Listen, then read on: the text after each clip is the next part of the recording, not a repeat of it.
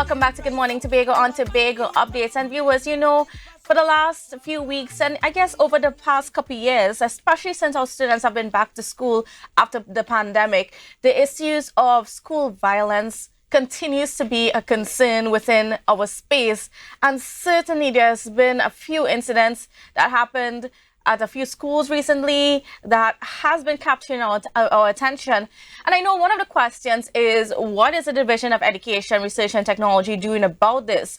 And I'm here to tell you that there is a special unit called the Student Support Services Unit that actually has been doing quite remarkable work. Now, you're not going to see their work out there in the public because we're dealing with students. We're dealing with people that are under the age of 18, and the privacy of these students and so on need to be protected. But rest assured, there's actually quite a lot of work that's been going on, I could tell you. But we're going to get a little bit of insight today because we are being joined by three of the members of the Student Support Unit. First of all, I'm being joined by Miss Susan Grant, and she is right there on my far left, and all beautiful in red this morning. And next we have Miss Joy Young-Waldron. And well, first of all, Ms. Susan Grant, sorry about this, is the Assistant Education Coordinator at DIRTEC. Ms. Joy Young-Waldron is a Senior Social Worker at DIRTEC. And then we have Ms. Joy McPherson, who is the school psychologist, who's a school psychologist, I should say, at DIRTEC. So good morning and welcome to you all. Good morning. Thank you. Thank you very much. And now I am going to start with Ms. Susan Grant. Just give us an idea, or give the public, I should say, an idea of what the Student Support Services Unit is. So thank you very much, Kandace. It's a pleasure being here. I actually dragged these young ladies with me because I said I'm not going to come here by myself. But thank you very much for having us. Student Support Services aims to walk alongside our students and to help support them to you kind of navigate the barriers that may prevent them from, successfully navigating our academic landscape. And some of those barriers may include social factors, psychological factors, academic factors. We may have some financial factors that may or do impact our children. We have issues of, supervision and guardianship that impact our children and could prevent or deter or distract them from really being present when they go into our classroom setting. And so in order to provide that support, even in career, because we try to prepare our children for after, when they go through our ECCE primary and secondary system, then when they leave, how prepared are they for the next step? And so we try to be integral in that part also. And to do that, I have a cadre of specialists, and we have the school psychologists. I have two of them that will do our psychoeducational assessments, and they would provide, some more in-depth counseling in regards to some of the issues that our children may have.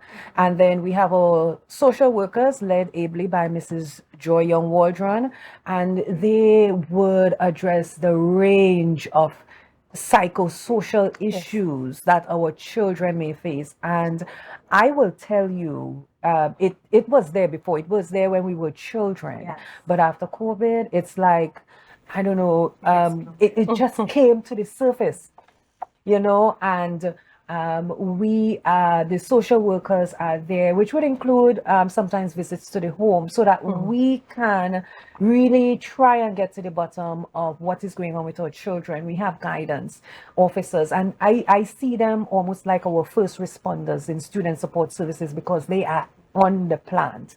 Now the social workers will have various schools that they would visit, and they may have 5 or 6 schools, but our guidance counselors are there. So they are the first responders. They are the ones who will be on the ground when a host of things happen, and so they will step in and they may be able to intervene until maybe if a specialist is needed, another specialist like the social worker and the psychologist is needed, will go in. And then we have our special ed teachers, and 2 of them A whole big two, and and yeoman service, because what we're recognizing is that the need for that specialist intervention with our children who may be having some learning challenges. I mean, the buzzword now is autism or spectrum behavior, ADHD, and all that stuff. And we are seeing more and more children who have some challenges and really would need that level of support. And recently, we have been working with one of our partners, OJT, where we're trying to bring in some student aids because children who may have special or exceptional needs need that additional buddy beside them. Work. Yes, yes. And so I think I got all the different areas. And we are still I have to take this opportunity to say hats off to my staff. I think I have one of the best staff ever. They work hard, they're passionate, they're diligent. Yes. In every organization or office, you may have the one or two that need a little help and need more support and all that stuff. But that is what we do as student support services, or that is who we do it with in student support services. No, and I mean, any one of you all could jump in at any time Yeah. and add. But, as I mentioned, there's a lot of work and we're hearing, there's a lot of work that goes into this. And people don't necessarily know because this is not something that should be publicized, right? But what are some of this give me an idea of just how integral that the student support services has been in even trying to make the necessary interventions with those students that really need it. Okay. So within the unit, as Mrs. Grant indicated, we have a cadre. So the services that would be offered would be different. So we would have individual interventions. So we would have therapy and counseling and stuff like that. That will be done primarily with the social workers as well as with the school psychologists. We also have like psychoeducational assessments that will also cover a lot of the academic, some of the social emotional, and of course the cognitive, the thought processes, because that's a big part of how our children will be successful. We also have the home visits. That's something very, very necessary, because then you get a picture of what's happening, of the home, the environment. That would now help us to make some of these interventions, and those interventions could go across the board. Can I just stick a pin there with those home visits? And because when you're talking about the child and when we're seeing these behaviors coming out in this space, a lot of it we know has a lot to do with the home, the environment that they come from. Right. What are some of the things that you're picking up on that is contributing to what we're seeing out there? So what we would have recognized is that the structure of the family would have changed over time. And so in times past, when we would have had the more extended type family, where we would have had the grandmother and the aunts and cousins to assist, we don't really have that too much now, and we are shifting more into like single parent households, or even if we have two parents, nuclear family, we are having persons who are having 2 and 3 and 4 jobs just to make ends meet. And so in that case, what we have is a lot of students who are pretty much raising themselves, in the sense that yes, the basic needs are being provided, but the supervision you're looking at, and those who are there to just guide them day to day and to help them in their decision making, and even some of the different things that they have to do at home, some of it goes back onto our students. And so those are some of the things that we are seeing in the household. We are seeing younger parents. Yes. Younger parents are now emerging. So we are having grandparents as young as in their 40s. And so sometimes even if you're saying, okay, can these children, grandparents help? Grandparents are still working parents. And great grandparents too. Yes, and those are some of the challenges that we are having at home. So it's really trying to see how best we can adjust and how best we can fit, because it's not using what we would have used in the past, because our whole system would have changed from then to now. And in addition to that, Kandace, we've always talked about, Mrs. Waldron mentioned single parent home.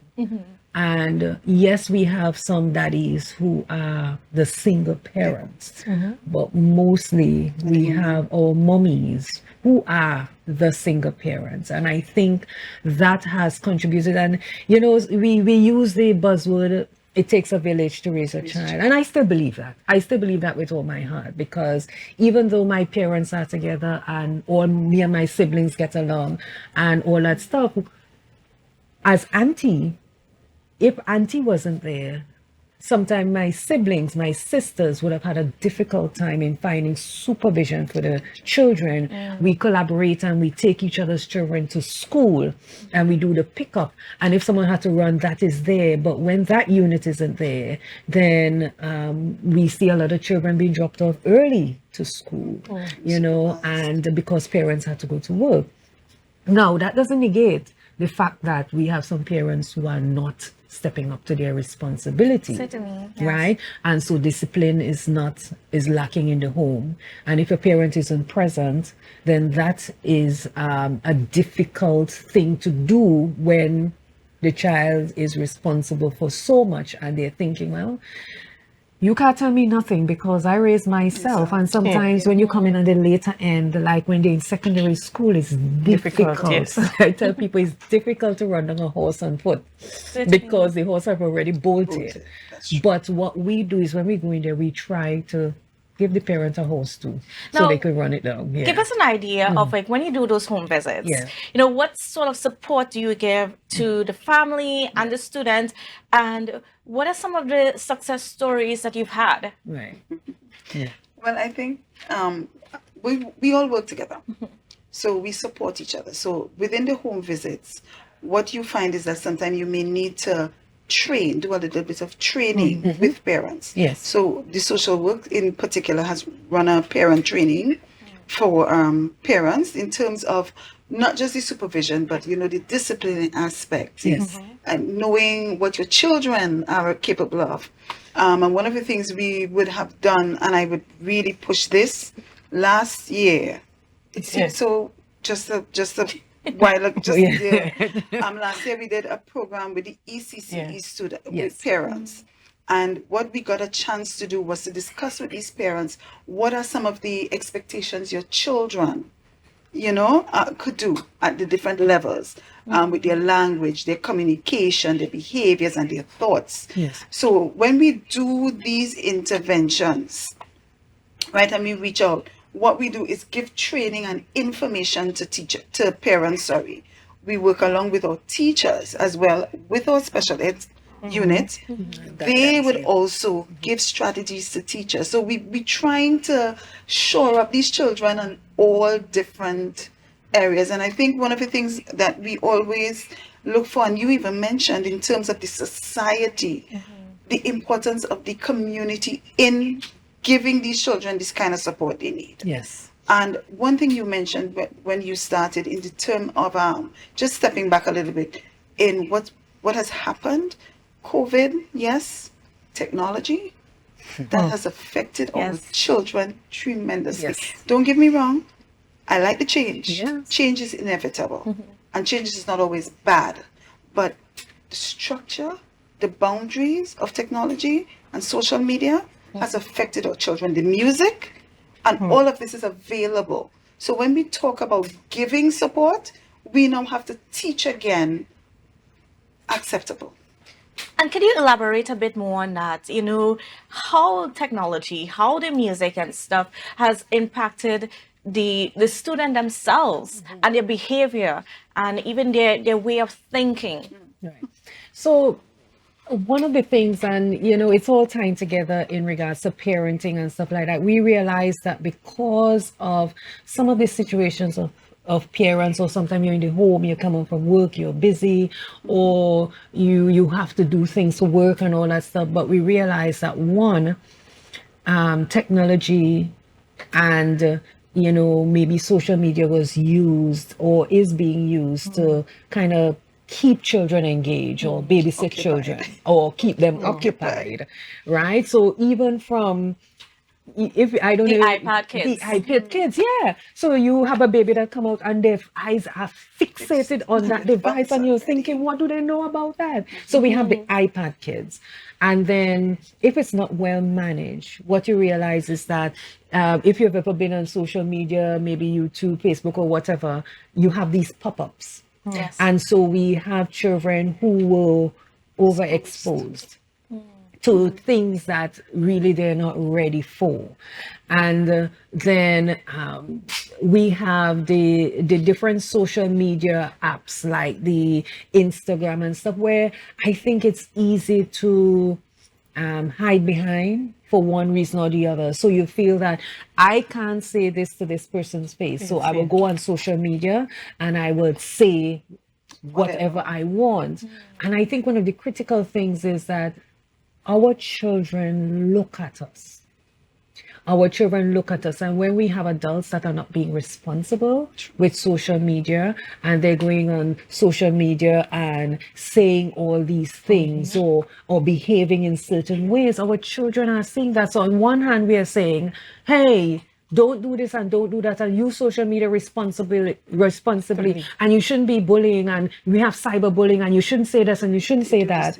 And then you go and you see our adults not adulting really well. And I like that too. yes, we not adulting really well. And we recognize that. We recognize that all of us are humans. And but when we have the responsibility of our little ones, that is part of what needs to be monitored also. So setting boundaries in regards to that, how exposed our kids to the different things that are out there. And don't talk about the celebrities and the, what do they call them? influencers. Right. YouTubers. The influencers. And the influencers have changed from historically what would have been the pastor, the priest, the church, and all that stuff. To Your some of the teacher, outrageous your behaviors. principal, your mommy, daddy. And our influencers are these Outrageous characters. random that, people that come and they appeal to, I think, the senses, they appeal to the emotions, they appeal to maybe the brain, they engage, because that's why they are influencers. Yeah. And I know that there's some science behind, the influencer situation where, the more likes and the more comments and the more praise that you get in social media, it, there's the release of the, I can't remember the hormone, that pleasure hormone in your brain and that sort of thing, and which is why it's so addictive. Yes. Like you want to do anything especially as a young kid. Just to get the likes, just to be viewed. And that has affected our children's self-esteem and self-worth. Yes. Because if they don't get the following and they don't get the likes, it now tells them they're not worth anything. So now we have to now work with these children to rebuild who they are and their worth. And what are some of the strategies that you're using to do that? Well, again, we have one of the initial things is that counseling, that you can reach out to a child to have them examine themselves and see the good in them. One of the things we need to let children know is that we see them. Yes. They're there. Yes. We have the thing seen but not heard. Yes. They're there. They have a voice. Yes. We teach them to use their voices. Use it respectfully, but use it so that they can be heard. Right? And young people, especially our young people, we have to ensure that they know they have skills. Yes. And the same skills we're trying to support in terms of education and psychologically and behaviorally, that they can do it. So it has to start with them. But that's why we also reach out to the parents. So the parents know they as well have to support them and ensure them, because we can go in, Kandace, and we can preach and do this and do all this. But if the child is not encouraged to move from where they are to where they should be, it doesn't work. But we have to ensure that we give them that. That's the initial. And as well, all the different things when they struggle academically, that they know that they can get the help that they need. And that's what we're going to do. That's where we start. And is there any sort of training or advice or mentorship in terms of how, as young people, they should be using social media so that it does not become a negative influence on them? Because we know that there are positives with social media. Yeah.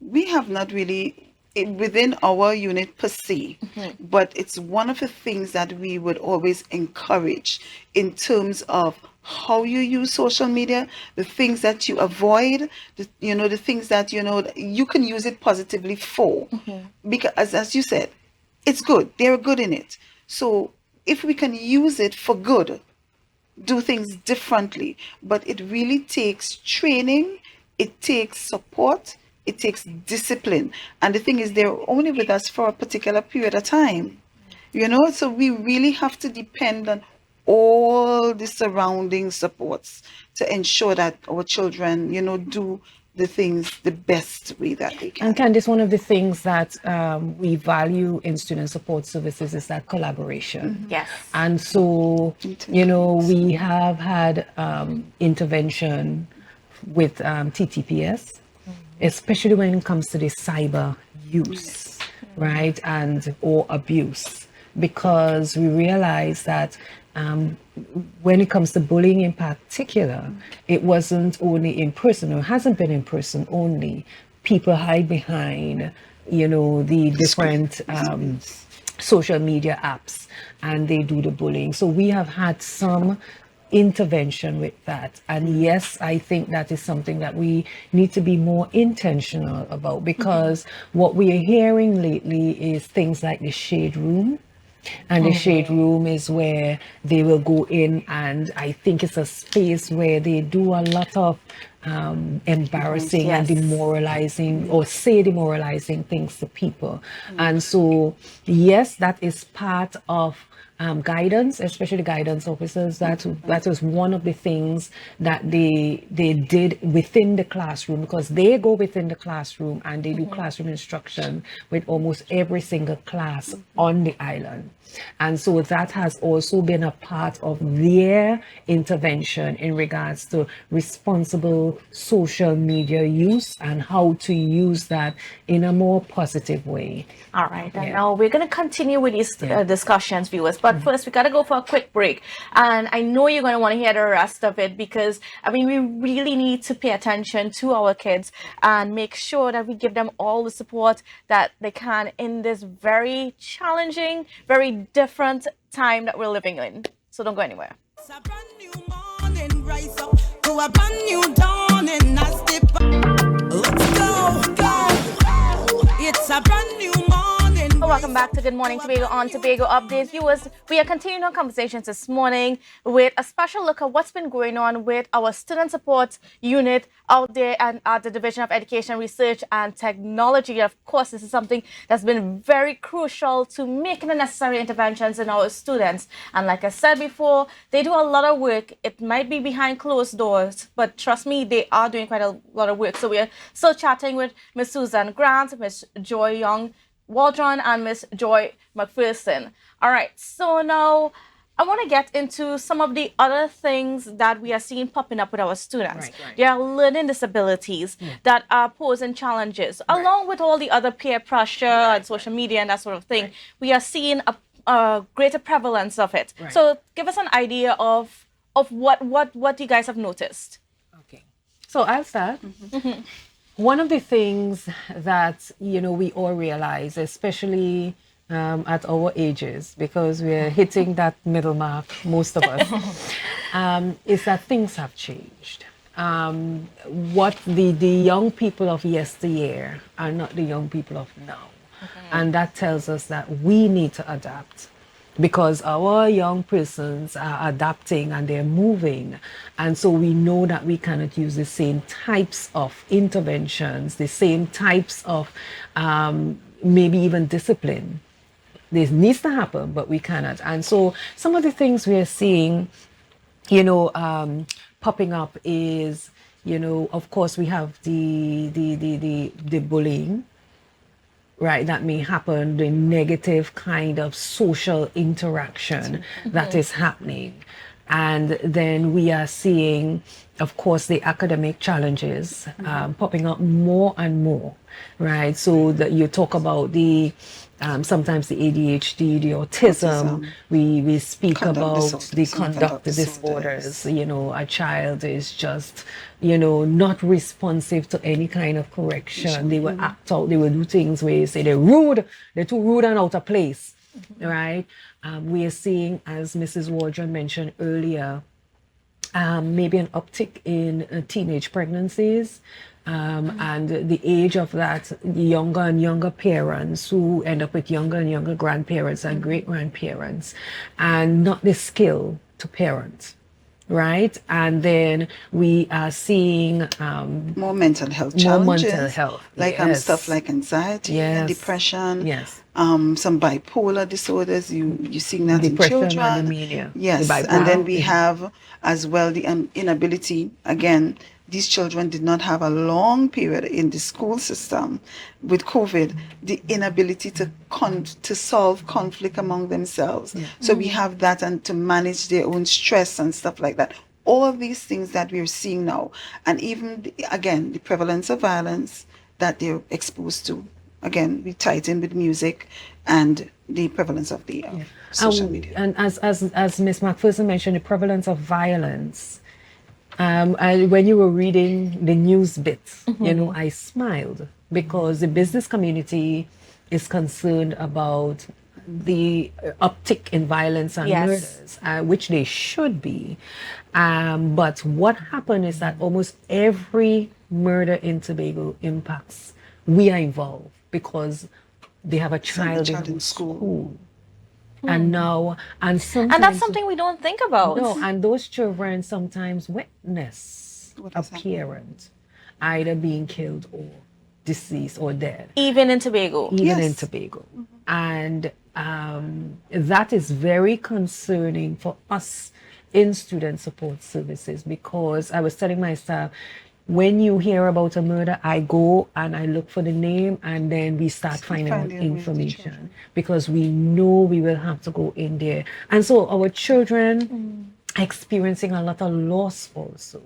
And we see, you know, we talk about younger and younger, the death rate sometimes. You've seen people just dropping down and dying because of complications or comorbidities or whatever. And that is getting younger and younger, and we have to intervene. You know, we went to a school recently, and in a room of about maybe 10 to 13 young ladies, at least 3 or 4 of them indicated the death of a parent and how that just derails them when it comes to behavior, when it comes to them, you know, acting out, when it comes to them being able to cope, you know, because it's a significant loss. And the trauma. And the trauma of that, right? And how do you, and then the people around them may not be educated enough to say, hey, they need the help. Go ahead and, yes, they need the help. Go ahead and grieve. Grief doesn't have a template per se. So how I grieve may not be how Mrs. Waldron grieves. And so we have to be able to walk alongside and don't say, well, you know, stop crying or shut up, or what are you crying for? Look how long it happened, you know, and stuff like that. So we have to, and so when we listen to our young people, we hear them say, well, they feel guilty for feeling how they feel.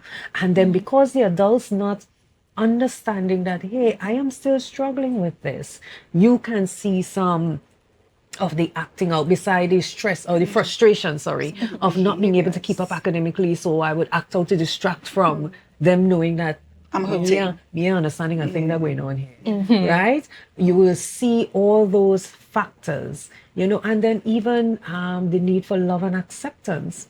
You may see our young ladies or young men increase sexual activity because that connection equates love and acceptance. You know, but what comes out of that is we're seeing the consequences, the STDs and the pregnancies and stuff. So we do have a lot that we have to do, and we are up to the task. And I Right, was because just going up to to get that, into yeah. that, about what has been working for you guys. And, just give us an idea and insight into the challenges and, the adjustments you're making as it goes along. Okay, so if we're looking at what has been working, I think the strategies that we use, the counseling, the different programs that we put out, the different the assessments and stuff like that. If it's working, yes, I believe that they are working. And so some of it I see it's not immediate. So when it is that you're dealing with a child or children from we'll call it like a broken home, where it seems as though the almost everybody has given up, and it seems as though the child just they're not taking heed to the counseling and stuff like that, and then you see them sometimes 7-8 years down the road, possibly working, and they're saying, "Hi, miss," and you're looking at the person working, and they're saying, "Miss, you cannot remember me? I'm so and so," and you're looking and you're saying, "Thanks, miss."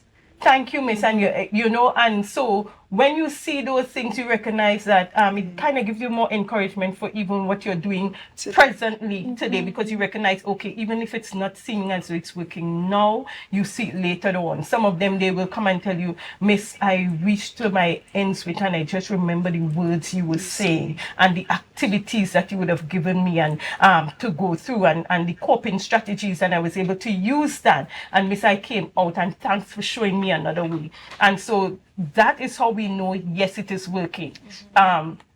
It is not something that you could look like they're behaving a particular way today, and then tomorrow we go in and it's like, "Oh, wow, yes, it's social work." It's a journey, not a race. So it's not as though you will see it immediately. And what we do from time to time, and we encourage others, our teachers and even our stakeholders, those who are dealing with the child, is that when it is that we see small changes, that is something to celebrate. Because sometimes our children might be going through a particular, or being accustomed to a particular way of life, let us say 6, 7, 8 years. And so now we are stepping in at 8 years, and we want to almost see them change in one day or 1 week. That is almost impossible, because if we try that as adults, we will see sometimes something that you're accustomed to. It's really difficult to just break it off in 1 day, right? And so even when it is that we are seeing them changing, even as they may be looking as though there's somehow we're not getting through, but the main fact they do a little change, it tells us that they actually have insight, or they start looking in a different direction. And once we have that, then it shows some level of willingness to change, some willingness. And so we need to celebrate that. We need them to know that, hey, we are seeing that. All right. And even when we allow them to do that, it encourages them to even try another step and try another step until we get where they're supposed to be. So yes, it is working. What I would also say is that even when it is that we are looking at what they call it, even when we're giving them some of the coping strategies and stuff like that, right?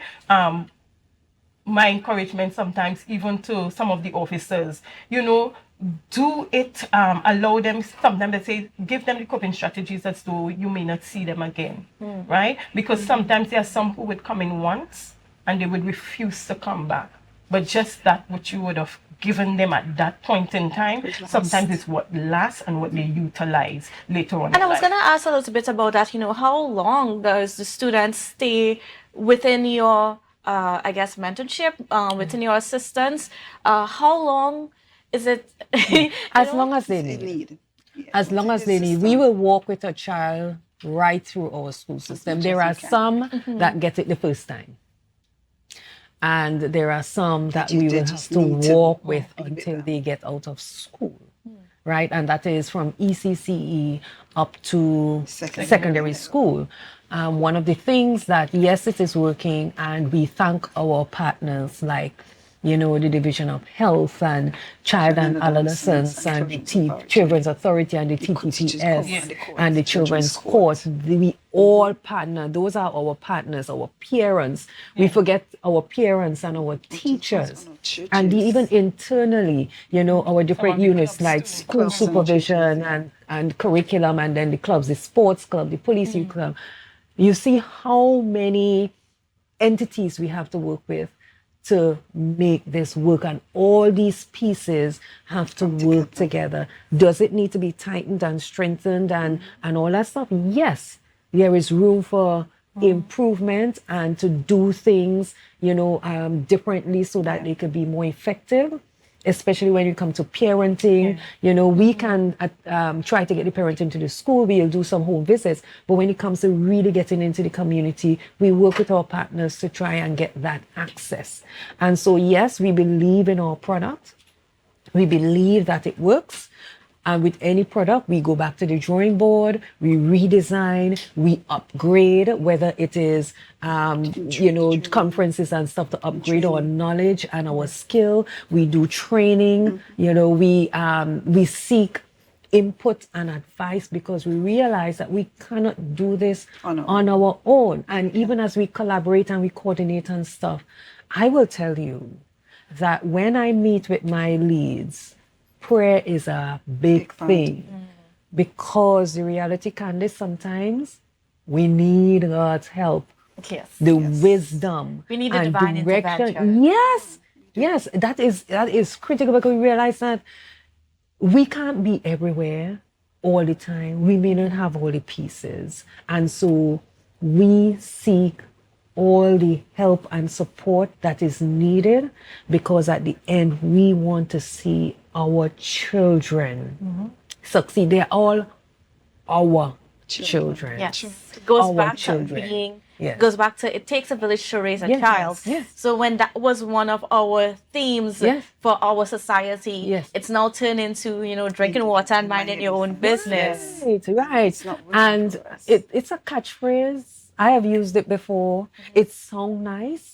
And I like water. I don't drink juice. So it's easy for me to drink water, right?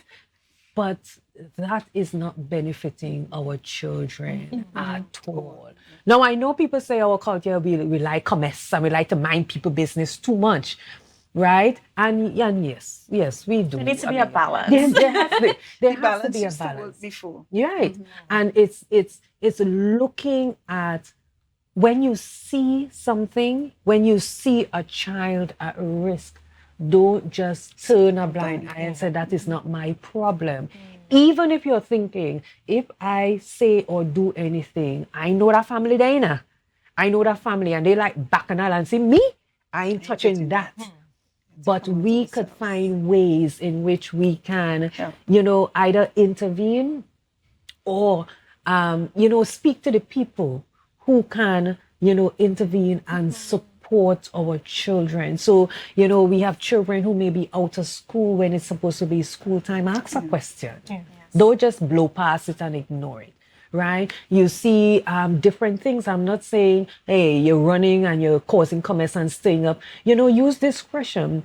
And when you are intervening as a society, I'm talking to the society now, make sure that whatever you say or whatever you do is going to benefit that child. Don't do it because you want to stir confusion or you want to get the mommy in trouble. And I know she was always worthless and she don't know good parents and she need to lose the child. No, do what is in the best interest of that child. That's why I said they are all our children.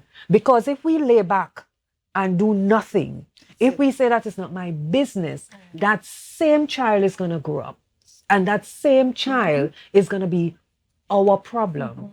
So we need to pay attention. We need to intervene. We need, as adults, I use the word, we need to adult properly. Our children watch us. Yeah, they look at us. They look at us. And so when we have the grown folks doing certain things and telling the children, hey, don't do that, that's not working. So we need to be responsible also in our actions, in what we say to our children. If we see a parent struggling, if we see a parent not being able to make ends meet, their heart is there. Or even if their heart not there, and they're just making the kids and leaving them and whatever, walk alongside them. Yes. Walk alongside them. Walk alongside, cooperate. And parents, walk alongside your child from ECCE to right to school. Right. Even after that. And after that, collaborate with your school, talk to your teachers, talk to your principal. Don't you run up to school to cause bacchanal, because and that is still happening where parents go up to school and try to beat up and to cause bacchanal. walk alongside your children, you know, and support our teachers. And let's continue to keep our teachers in prayer because, you know, they are humans also. And that God will give them the wisdom, that they would have the strength, that the compassion and love for our students will not wane, and that they will be intentional as they educate our children through this academic landscape. And reach out to us. Yes. Yes, and I was just about to say because we're out of time, Yes. but I want to give you to the just the last word, just all 30 seconds, as to even how the other stakeholders can join on because of course you can't do this alone. You always are in need of support in so many different ways. So Okay, so for me, I would say we've seen good success. We've seen students come into their own and become positive parts of the community. I've had students who have gone on to tertiary education. It works. All we're asking for you out there is to partner with us, work with us. As Ms. Grant had said, if you see something, we say something. Call Student Support Services. If you know that you need to reach out to other entities, Children's Authority, the police, if you need to, just because you're concerned about that child, that root of the next generation. So we can't do it alone, and we depend on you to help us. and Miss Joy. Yes, and I will join with Miss McPherson, just pretty much indicating we have to be our brother's keeper.